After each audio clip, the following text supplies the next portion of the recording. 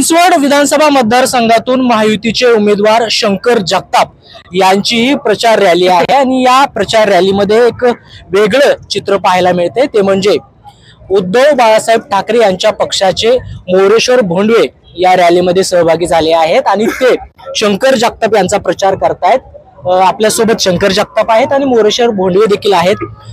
जगताप साहेब, काय सांगाल, खरं ते समीकरण कसं आपण जुळवलं? ज्या पद्धतीने ते उलट्या समीकरण घेऊन चालले होते त्याच्या आम्ही विरोधात गेलो आणि ते समीकरण जुळून आणलं आणि निश्चितच मोरेश्वर भाऊंचं मी मनापासून कौतुक करतो की त्यांनी विकासाला साथ देण्याचे हा जो निर्णय घेतला, त्या निर्णयामुळे निश्चितच या पुढील काळामध्ये आम्ही रावेत असेल, किवडे असेल, मामुर्डी असेल, विकासनगर असेल, या परिसरात विकास करू। तुमचे जे विरोधी उमेदवार आहेत वारंवार घराणेशाहीवरून तुमच्यावरती टीका करताना दिसत आहेत। घराणेशाहीवर टीका करण्याचा अधिकार आहे की जो घराणेशाहीतनं आलेला नाहीये, त्यांनी त्यांचा इतिहास पाहावा। त्यांचे वडील नगरसेवक होते, आई नगरसेविका होती, त्यांचे चुलती वहिनी भाऊ गेली 40 वर्ष झाले त्यांच्याकडे सत्ता आहे।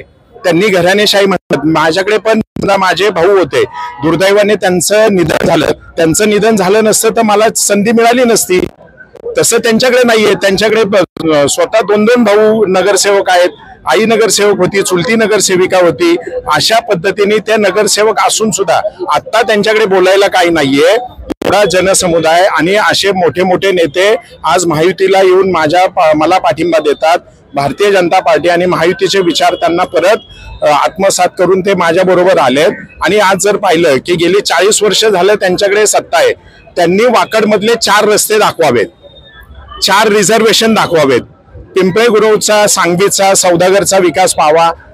जगताप कुटुंब हे गेली 45 वर्ष राजकारणामध्ये आहे आणि मी राजकीय वारसाच घेऊन चाललेलो नाहीये, तर विकासाचा, विचाराचा आणि समतेचा वारसा घेऊन चाललेलो आहे की तो त्यांच्याकडे नाहीये। खरं तर मोरेश्वर भोंडवे आपल्या सोबत आहेत, काय सांगाल? म्हणजे तुम्ही ठाकरे यांच्या पक्षाचे आहात, तुम्ही भाजपचा जे उमेदवार आहेत शंकर जगताप यांचा प्रचार करताय। अहो, आमचा प्रभाग एवढा मोठा आहे, शंकर शेठचा प्रचार केला तर पुढे 5 वर्षात कामं होणार ना। समजा आम्ही नगरसेवक झालो, का उपयोग? शेवटी आमदाराच्या हातात असतात कामं, किती कुठल्या ह्याच्यात किती फंड द्यायचा काय। पण त्यासाठी आम्ही एक विकासासाठी मी शंकर शेठ बरोबर आहे।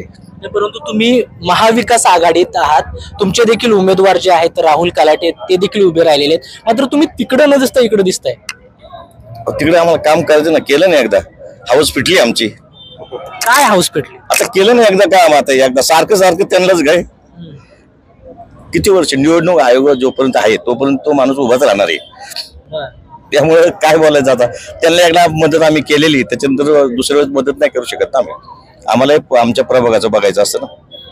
नाही, तुम्ही देखील चिंचवड मधून इच्छुक होता, तुम्हाला उमेदवारी मिळाली नाही म्हणून तुम्ही इकडे आलात? तसं ना, नाही म्हणून नाही, की मी पहिलं सांगितलं होतं, पहिले बाईट दिलते मी की मी त्यांचं काम करणार नाही, मी पहिलेच सांगितलेलं आहे।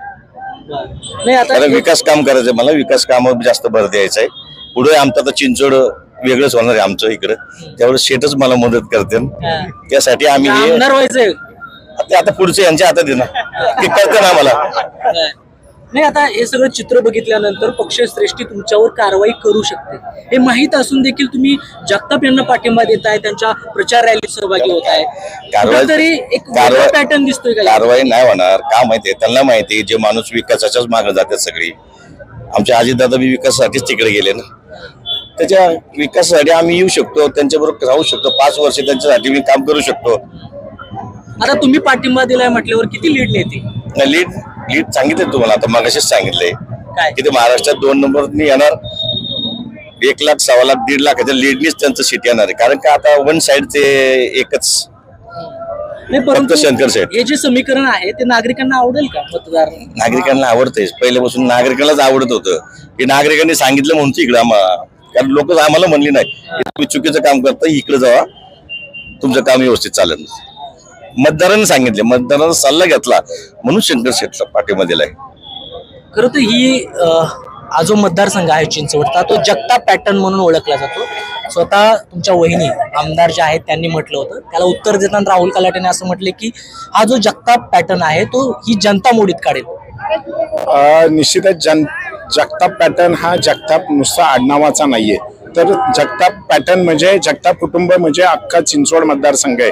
त्याच्यामध्ये भारतीय जनता पार्टीचे कार्यकर्ते आहेत, लक्ष्मणभाऊ जगताप यांनी जोडलेले कार्यकर्ते आहेत किंवा पूर्वीच्या पक्षामधले असलेले कार्यकर्ते, हे सगळे कार्यकर्ते मिळून हा जगताप पॅटर्न आहे.